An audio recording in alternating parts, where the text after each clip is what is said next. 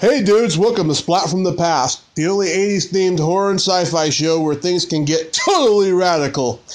Now today I will be interviewing a friend of Genevieve Rossi's, or she's basically a horror fan. Her name is Anna Marguerite Brandimarte, and she's calling me today all the way from New Jersey, and we're going to talk about all things horror, and I'm pretty excited about it. She seems pretty fascinating, and we'll see what she has to say on the subject of horror. So I'm waiting for her to call right now. Hi, Anna. Hey, how are you, Tom? I'm good. How are you? I'm doing quite well, thank you. Wow, welcome to the show. Well, we recently became Facebook friends because I just interviewed Genevieve Rossi, our mutual friend, and I'm always looking to talk to fellow horror fans. So I thank you tonight. Oh, you're quite welcome. It's a pleasure. I appreciate it. Thank you for having me. Oh, absolutely! Finally, after we've been trying for so long. I know we kept getting interrupted. So, were you into horror when you were growing up? Oh, you wouldn't believe how much horror I was in since I was a kid. I grew up on it my whole life. Mm-hmm. And what was the first horror movie you ever saw? That's a toughie. It's kind of hard to remember when you're that being a kid. On the top of my head, the first, let me see. The one that I can remember was the Uninvited, the very old Uninvited, the classic. Yep. My mom showed me the black and white movie, and ever since then, I kind of fell in love with the paranormal and the horror and the classic movies. So that's the most movie I can remember off the top of my head at the moment. If I remember the other one, I'll bring it up. But at the moment, my brain's kind of fried. So that's the first movie that came to pop in my head. Wow, my first horror movie was The Shining. I was about 2 years old. It scared the shit out of me, and my parents had it on VHS, on this old Kovac VHS tape, which I still have, but in 1987, we taped it over for Back to the Future, and if you actually rewind it all the way to the beginning, just before the PG graphics on HBO, you can actually see Shelley Duvall's face. She's talking to the doctor, and it's very spooky, I'll tell you. Actually, now that I remember, me and my brother watched with my mom when we were growing up, called Splat. The movie was really creepy only because there were scenes in it that really bothered us a lot because they killed a kid with the rock from the hill, and it was just really crazy movie. So that's actually another movie I actually remember growing up on. Wait, what? That's a really old one. Splat. What's it called? Splat, I think, if I remember correctly. Salem's Lot? I think so. If I'm not mistaken. I don't know. I can't think of one like that. If you don't mind my asking, how old are you? I'm 36. 36. Wow, you're a year older than me. I'm 35. You look about... You made me feel older.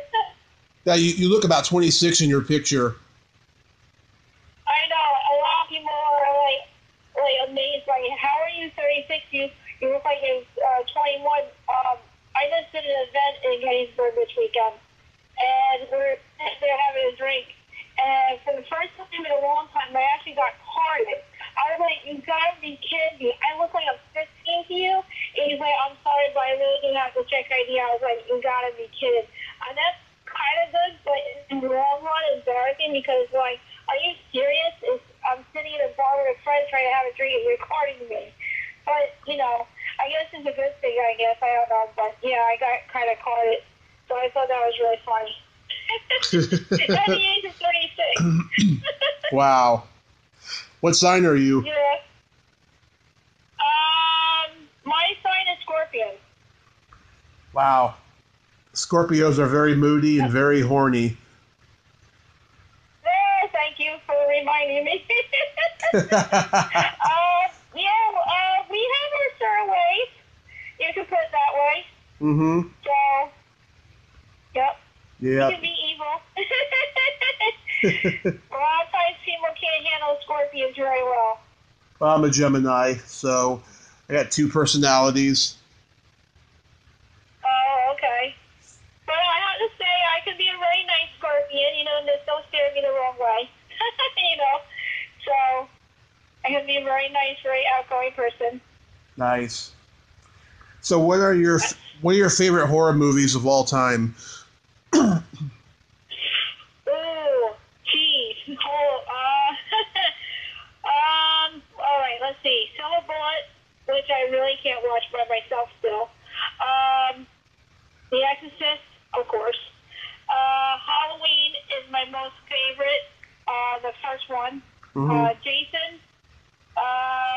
I got so many.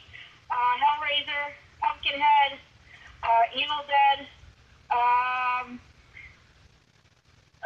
trying to think what else. The old classic, black and white, the Mummy, the Swamp Man, the Invisible Man, the Werewolf, Dracula.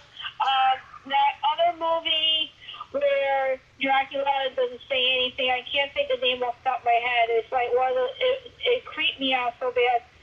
It's that vampire when it just comes out and scares everyone and doesn't say anything. I don't know if you know which one I'm talking about. I just can't think the name off the top of my head. Yeah, I can't think right now. The Shining, of course. Yep. I'm trying to think what else. God, there's so many. Witchboard 2. Fright Night is one of my all-time classic favorite horror movies. Love that movie. Oh my God, it's the best. Yeah. I can watch it like so many times and not get sick of it. Mm-hmm. Trying to think. I have so many horror movies. I hate when I have a brain fart. Huh? I was laughing. Freddy, of course. Gotta love him. Yep. But yeah, I basically like all the main classic horror movies. I have a couple of B movies. I'm not really into them, really. I guess, but if I see a good one, I usually will watch it. I do like the black and white classic horror movies, of course. Visit Price is the best. House of Haunted Hill is one of my top favorites of all time. Miracle World in London, which is the best werewolf movie I've ever seen. Yeah. Actually, no, that's not true. Silver Bullet, between that and Silver Bullet, is the scariest werewolf movie I've ever seen. I can't watch that by myself because there's a scene in there where he's playing the piano and he's having that dream and they all turn to werewolves. That's my most frightening part of that movie. Mm-hmm. It still scares me to this day. So, but yeah, you should see my horror collection. It's ridiculous. Oh yeah, I got a good one too. You mentioned Pumpkinhead. I've had Carrie Remsen on the show, and I'm having her on again soon. She's a free-spirited sweetheart. She loves to swear and talk dirty, and she's just so sweet and so cool. She's very cool. Another one of my favorites is Poltergeist too. Oh yeah. Poltergeist, and The Fog is the best one too. The classic. They're all starting to show up, so that's why I'm like, oh yeah, that one. So, but what kills me is when they remake horror movies. It really bothers me so much. They take the best classic horror movies of all time and they remake it and they make them look ridiculous. Right. Like The Fog, for example. Right. Okay? The original movie does not sit underwater with a ship. I'm sorry, but that killed me. Mm-hmm. I mean, the least you can do is try to compare the new Fog with the old one. At least a little bit. I understand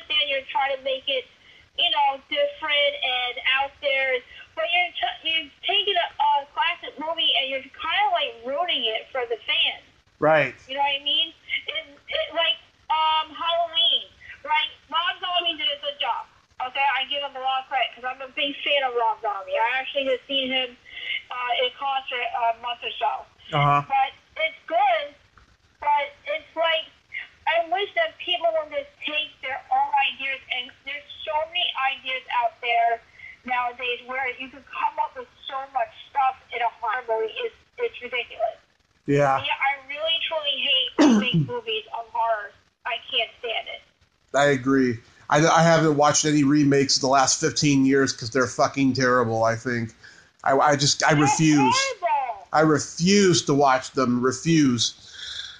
You know, but my favorite horror movies of all time are Friday the 13th, 1980. That's my favorite slasher movie of all time. Dawn of the Dead, 1978. Dream Warriors, Nightmare on Elm Street 3. Okay. Chopping Mall, Mirror Mirror. Okay, I think I have that actually. Yeah, love that movie. I used to watch it every Halloween on Cinemax when I was a kid. The Alchemist, a very obscure Charlie Band movie from the 80s that, like, he never talks about it and no one else ever talks about it. Dracula, 1931. Let's see. I love Fright Night, like I said. Oh, the best. Phantasm, Return of the Living Dead. Yeah, Phantasm is one of my best ones as well. I love those movies. Creepshow. Oh, Tales from Dark Side. Wrong. That series is the best. Yeah. Oh my God, I like that one with the one where the one with the fat woman and the vegetables are alive. Do you remember that one? Oh my God, that's so funny. That was ridiculous. Yeah, it's really creepy. You were trying to torture her because she was fat.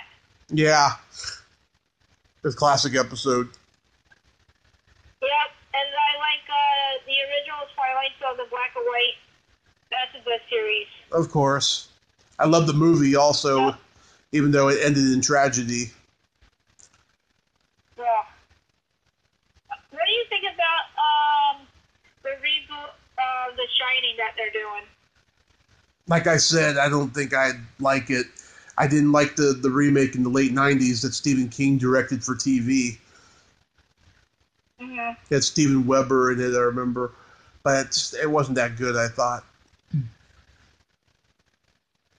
Well, from what I hear, they're supposed to remake it as what happened and show you what happened to all the actual murders, what happened in the hotel, why it became the way it is.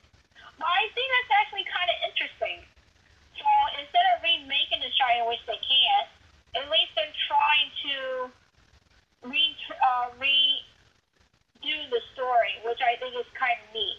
Because I don't really know what happened with the story with The Shining. You know, they explain it, but they don't show hardly any of it. So doing that, I think, is kind of cool. So Yeah. who knows? These days with remake movies and stuff, you just can't trust them anymore. No, because it's all about making money, not about entertaining the audience. Just entertaining the audience that they think is going to bring forth the money. That's all. It's not about anything else. Yep. It just sickens me. Hollywood doesn't want to take a risk anymore. No, it's ridiculous. Like the remake of Fright Night. I was like, you gotta be fucking kidding me, right? Right. I mean, it was a good movie, but it was like, see, some movies you should just leave alone. Yeah. Some movies are just not meant to be remade. Yeah. That's just my opinion. Yeah, I actually interviewed an actor from the remake of Fright Night. It was just incidental. I didn't seek him out because of it, but it was just incidental and shit.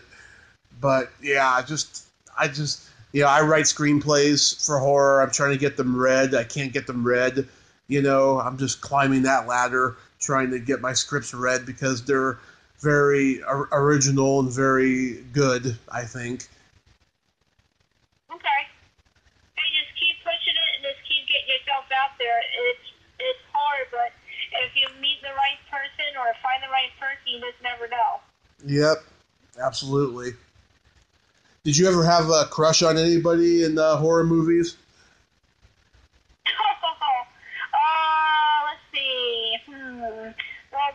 Johnny Depp from Freddy, of course. Very big fan of Johnny Depp.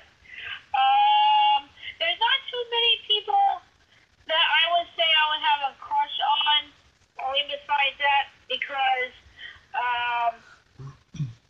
I can't remember a lot of them, to be honest. Yeah. I'm sure there's a few, but he's my main one. I'm still a big fan of Johnny Depp, so I think he's really neat.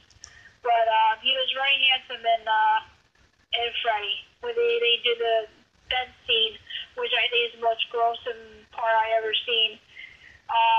With the TV, I just think that's awesome. So I was kind of upset that they killed him right away. I was like, you gotta be kidding me, right? You don't give the guy a chance? Damn. I was like, gee, that's a small part.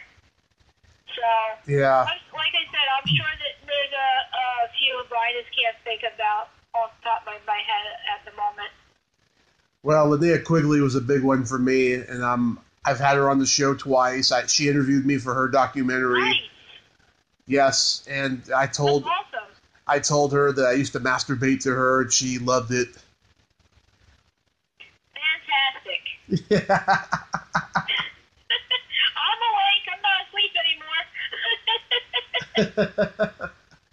Yeah, she's a sweetheart. Thanks for the wake-up call. That's cool. So you get all these cool people on your show, and I just think that's fantastic. You know, just keep doing what you're doing, and you know, I have the feeling that you're gonna become big that you think. I'm very lucky. So what do you think of today's? What do you think of today's horror movies? I think they've gotten really darker and much more satanic than they used to be. Yeah, they have. Some of them have. I have to give them credit. Some of them can be really corny and stupid. But I have to give credit for the new Evil Dead, because I can't watch it because it's so gory that it actually turns my stomach. Wow. Because of the sounds of the body twisted. It's like every 5 minutes, it's like, okay, you can cut me a break now. So I have to give it credit for that. I have to give credit for Rob Zombie's Halloween is Not Too Dead. He's actually coming out with another new movie, which I can't wait. Trying to think what else has come out. The Conjuring, The Nun. Oh my God, that was scary as hell. Mm-hmm. I'm gonna have to change his shorts for that one when I go see it. Uh-huh. I didn't mind It. I think the new It was excellent. It was more creepier than the first original. So I have to give a lot of the brand new horror movies some credit. And like I said, the ones they're okay. So I have my picks of what I like, so I see what's good and not. So But yeah, so I think they're not too bad. So they could be better. Wow. Yeah, I met Bruce Campbell at a convention 2 months ago. Funny guy. Did you really? Yeah. Do you go to conventions? Yes, I do. I'm actually going to the horror one in September. Nice. Hell yeah, I went to Monster Mania a couple months back, and it was so overly crowded that they actually had to call the fire department to shut down the event. Wow. We wouldn't allow anybody back in. Yeah, it was really insane. We actually got really lucky getting into that event. So. Oh, that almost happened a year ago. Yeah, that almost happened about a year ago. I went to Monsterpalooza in Pasadena, and everybody was there to see Robert Englund, and the place was so fucking insane. Fire marshals were all over the place, pacing up and down. Yep. They were just paranoid and shit. And so they didn't have any Nightmare on Elm Street people back again this year, or the second one they did last year. Well, the past Monster Mania 40 that just happened when this past week I was in Gettysburg. I wasn't able to go to it. They actually had Robert Englund at that event, and I'm sorry that I missed it. My brother went to it, and he said the line was insane. Yeah. I met him so busy. Yeah, I ended up not meeting him that weekend, but I met him at the same con as Bruce Campbell. And when he was signing autographs, Bruce Bruce came out of nowhere from the curtain, and he was like, Robert, sign that fucking thing and just get on with it. Nobody cares about your trip to Europe. And everyone started laughing. Oh, Jesus. Yeah. Yeah, I love horror convention. I can't wait to meet. I'm going to get up bright and early and make sure I get on that line and meet Linda Blair. Like, I am such a fan of hers. And to live on The Exorcist and have her at the event, that's something. You know? Well, not every day you go to an event and you meet Linda Blair. Well, don't get your hopes up. I met her. She's kind of a twat, but Is she really? Yeah, hopefully she'll be in a better mood when you meet her. Hopefully. I don't know what it is. I'm really surprised. Certain celebrities, they don't like fans who come and just buy a photo with them for some reason. I've noticed that with a couple of celebrities, and she's one of them. Huh. Well, maybe it's her demons telling her to tell people to fuck off. Well, she didn't say fuck off, but... Oh, yeah. Maybe she's still possessed and has that lust from the movie. Yeah. I bought this really cool Savage Streets poster, and I actually wouldn't mind her signing it if I ever saw her at a convention again. I'll just, skip the twatness and just, have her sign it. And Linnea, too, next time I see her, because that's my favorite Linnea performance, is in Savage Streets. Yeah. But, so what's this paranormal investigating you do? I've been in paranormal investigator for a couple of years now. Mm-hmm. I learned from Dave DeLeano. He's one of the best teachers I've learned from a long time. He's a really nice guy. He has taught me demonology and everything that has to do with paranormal. I was on his team for a couple of years. Right now I'm not investigating at the moment, but I'm still a paranormal investigator, so I kind of just do my own thing at the moment. I loved it for a very long time. I even have my own equipment. But because I can see them, because of my gift, sometimes I don't even use equipment. I kind of follow and feel what I feel and see what I see, and I just take it from there. So it's kind of cool doing it that way, because this way now I don't have to hold all the equipment with me. But it's kind of good to have equipment with you and so forth. But I think if you don't need it and if you're your own tool, it's a lot better actually. But you wouldn't believe the crap and scary stuff I have heard and seen over the years. It's insane. I've been to so many asylums. I've been to haunted houses, cases. I have seen exorcisms done. It's really, really crazy stuff. But if you're very into it, you're into it. But if you're not meant for it, let me tell you, by all means, do something else, because the scary stuff that I've seen, I can tell you I have stories. Yeah, wow. I got hit by a car 3 years ago. I spent 30 days in a coma, and I had many supernatural experiences. Allegedly, after I woke up and was on anesthesia, I said that I went to Comedy Heaven with Robin Williams, Lucille Ball, and just like we went on a tour and stuff. And I don't remember that at all, but that's what my mom told me. And I've had supernatural experiences in other places. Like I went to the Comedy Store in West Hollywood, and that's like, my place I've always wanted to be at. And I felt the presence of dead comedians in the room, and there's a lot written about the place being haunted, and they were right. And oh my God, it was just profound, but I wasn't uncomfortable by it. I actually felt like I belonged there. I felt lots of inner peace, and I remember. That's interesting. Yeah, and I remember several months later, I'm listening to a podcast, and they're talking about Sam Kinison, and I was fucking drinking one Pepsi after another, and I was tripping off of caffeine, and I could have swore Sam was in my face screaming, It was so weird. Like, oh my God, I couldn't believe it. Like he was screaming right in my face as I was listening to this podcast. And yeah, I mean, I think it's meant to be for me to be in show business because of this. Well, you saw your sign and you went for it, and sometimes people are meant the same things for a reason. Yeah. And I also see that you're... Not that you get hit by a car, though.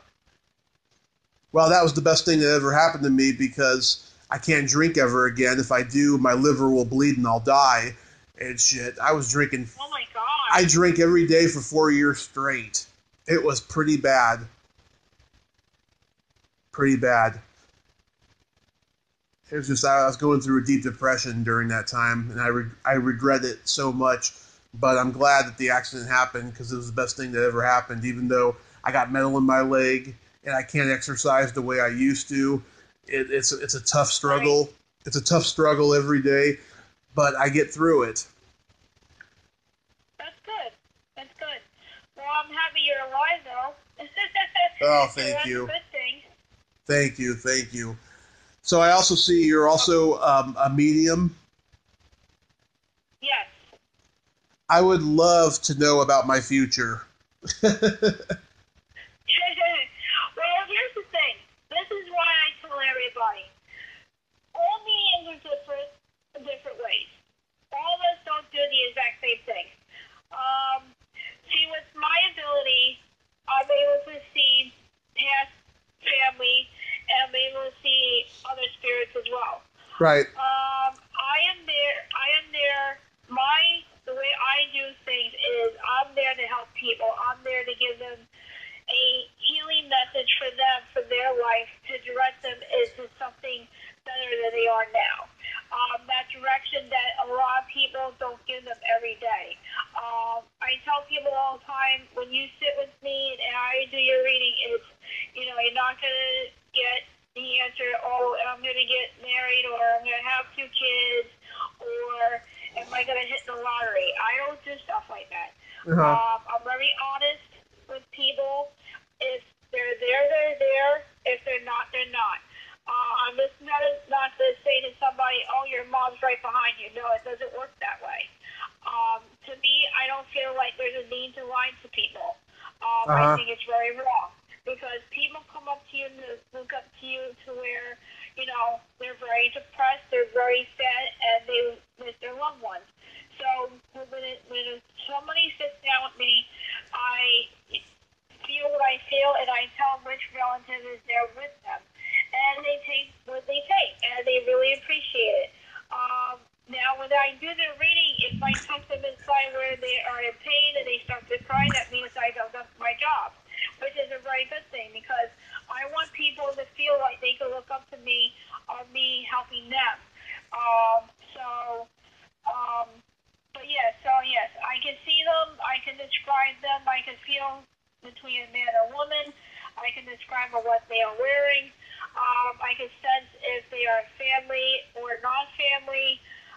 A lot of times I get a lot of weird spirits where they are in different forms, or sometimes it can mean something as well. A lot of times there will be cases where spirits are telling me if they were murdered, or I can see somebody being dragged out of a ditch, or they're telling me that, they're still alive somewhere. But yeah, it's a lot of crazy things, and to do a future reading, you would have to sit in front of me and see what the cards hold for you. What kind of message is for you? A lot of times people get disappointed because they ask you that specific question and then they don't get the answer, but they don't understand that the message is actually right in front of you, what you really need to see. And that's why I like to explain how I am so people understand, and then they love the way I do my readings. I show them respect. I show them that I am there for them. I'm not there for the money. I can care less about the money. I'm there to help you. I tell them all the time that, look at me as your guardian angel, and they love it. So I get a lot of good compliments. I get a lot of good reviews. I'm getting very busy right now, and then I love doing what I'm doing. Sometimes it can get out of control, but sometimes I have to learn how to shut it off. Yeah. Because there's a lot of times where I don't want to see what I want to see, because sometimes it can get really scary. Yeah. Oh. Yeah, I remember. I remember a month before my accident, I was in my friend's Christian youth group meeting, and I met this kid. He was like maybe 7 years younger than me, and he claimed to be a psychic medium. And he made a prediction. He made two predictions to me. One was half right, and one was completely wrong. And I had his what? Oh, and I had his phone number for a while, and then I lost it after my accident because my phone got busted. And so the first prediction he made was I was gonna be a security guard in a prison because I was working as a security guard at the time. And then that never happened. And then the second prediction was that my parents were going to resolve their issues. That did happen. It was temporarily resolved during my accident. They talked for the first time in like 2 years, like 2 or 3 years at the time of my accident. So he was right about that. And then he made a prediction to my friend, and it made my friend bust out crying. He had to leave the room. He was crying so hard. Aww. Yeah. And he's actually, I think he's still in contact with this guy, you know, but I don't know. I don't have any use for him after this, but yeah, I mean, that was his prediction, you know. I just hope, you know, I can make, you know, somewhat of a decent living in show business in the future. Yeah, well, I hope so too. Yeah. I mean, all I want to know from the professionals is, you know, do I have talent or am I wasting my time? That's all I basically want to know, you know? Well, see, the way I look at it for you is, I don't think you're wasting your time, because what happened to you with the car accident and seeing those signs, and I believe that people who see signs like that, there's a reason behind it.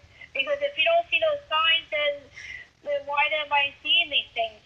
Why are they telling me things? Right. You're meant to do this. You're doing all these celebrities, and the feeling that I'm getting from you just by talking to you, I really do believe that you are going to take off. It's not going to happen right away. It's going to take some time, but you're going to meet somebody down the line where they're going to be like, oh my God, this guy is fantastic, and you're going to end up taking off. It's just the way that your energy is flowing right now as I'm talking to you. It's just the feeling I'm getting right now. Oh, that's so great. Thank you, Anna. Thank you. Well, you're quite welcome. Like I said, I'm very honest. I'm very, when I feel something, I'll tell you. But if I don't feel anything, I wouldn't just tell you nothing. Because I don't think that's right to do for somebody. You know, people look up to you to be there for them, to help them. But like I said, I'm there to help direct people into a path where I think it's right for them. And that's my job. And I love what I do. And that's, like I said, what I feel for you, what I'm feeling from your energy right now. You got a lot of great energy. You're a very upbeat person, and you just want to go, and you just, you know, I wish I want to take off. Is this going to happen? It's going to happen. But like I said, you just got to, you know, be patient, because that right time, it will happen for you. I hope so. I thank you so. I hope so too. I thank you so much for that, Anna. This was a lot of fun. I wish you a lot of success in your investigating and your medium predictions. And I have to say, you have a lovely New Jersey accent. Oh, thank you. Thank you very much. My pleasure. I know it was a great pleasure, and you know, this is my second time being on the radio show with somebody. I really am trying to get out there and show the world what I could do, and I got my shot now, and it was rough in the beginning, but you know what? I'm getting recognized, and I hope being on your show shows people that, look, I'm there for you, I'm there to help you, and I just really hope that one of these days that I will be out there. So it's hard work, but you know what? It's my dream and my path, and to be there to help people. So. Very well said. Thank you, Anna, and you have yourself a great night. You have a good night too, Tommy. I really appreciate being on the show. Thank you very much. It was an honor. My pleasure. Okay, so I'll talk to you soon and go up with everything. If you ever need anything, just give me a shout. I sure will. Thank you so much. Have a great night. You too, Tommy. Thank you. Okay. Bye-bye. Bye-bye. Well, there you have it. Anna Marguerite Brandimarte. Ain't she a sweetheart? Thank you so much, Anna. That's just so great. All the kind words you were saying about me, and I just hope you're right, because I'm passionate about what I'm doing, and I love what I'm doing, and I just want to do it before anything else happens. And I'm talking about good stuff. If you like this video, everyone, please subscribe to my YouTube channel, add me as a friend on Facebook, join my Tommy Kovac comedian page on Facebook, follow me on Twitter and Instagram, and all that fun stuff. Well, that's all the time we have this week on Splat from the Past. Till next time, this is Tommy Throwback Kovac saying, there's no shame in living in the past, because the present sucks. Later, dudes.